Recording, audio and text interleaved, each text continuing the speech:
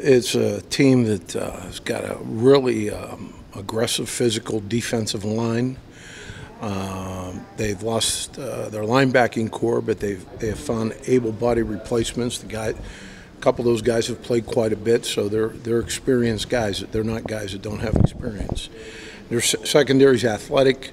They have a good system that they use there that they believe in, and they operate it pretty well. They're pretty efficient. I think the kids really understand it a lot better.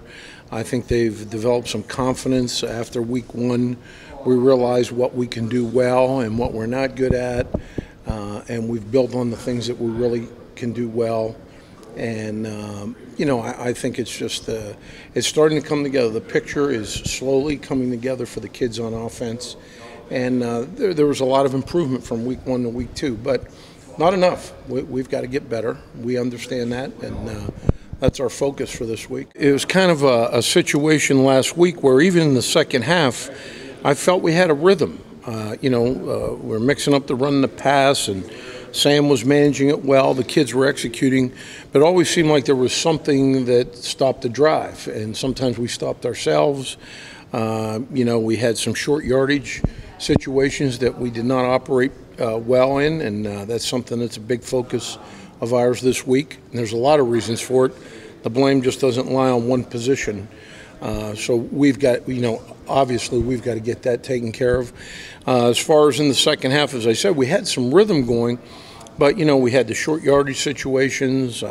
We had a crucial drop. We had an interception call, so I always felt like there was some kind of rhythm, but we usually stopped ourselves, and we can't let that happen.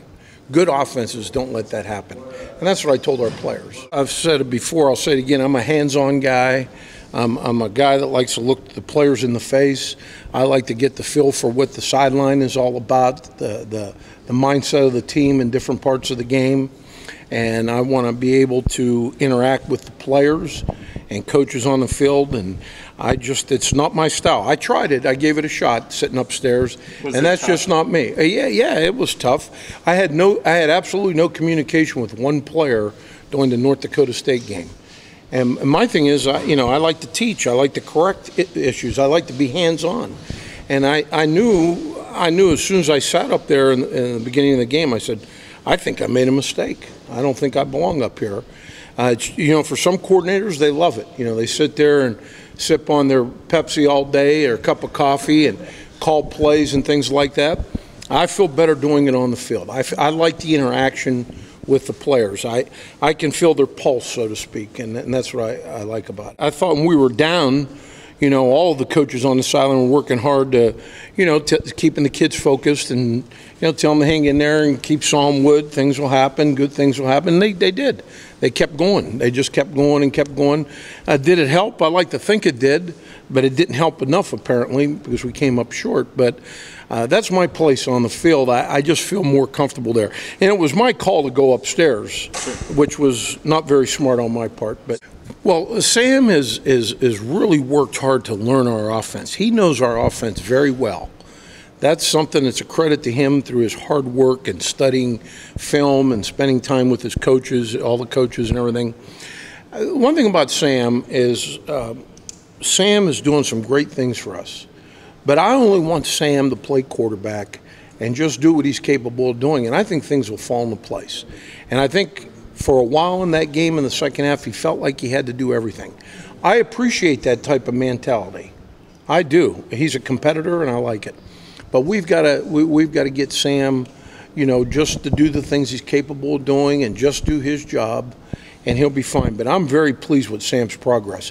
In fact, he's further ahead right now than I thought he would be in camp. The run game for us, where we're doing it by committee, and rightfully so, we have some talented backs. I think at times, it was good. It wasn't good the entire game. But I think that it was just okay. We've got to rush for more yards.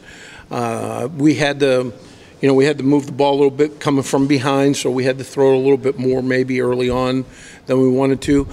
I think the run game just has to improve fundamentally.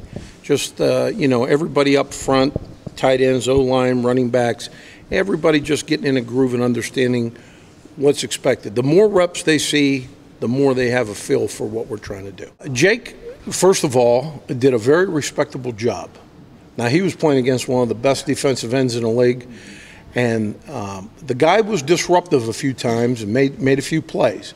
But when you look at the whole picture of him being a redshirt freshman lined up against him, very respectable job. I'm very pleased with him. I'm excited about him right now and his future.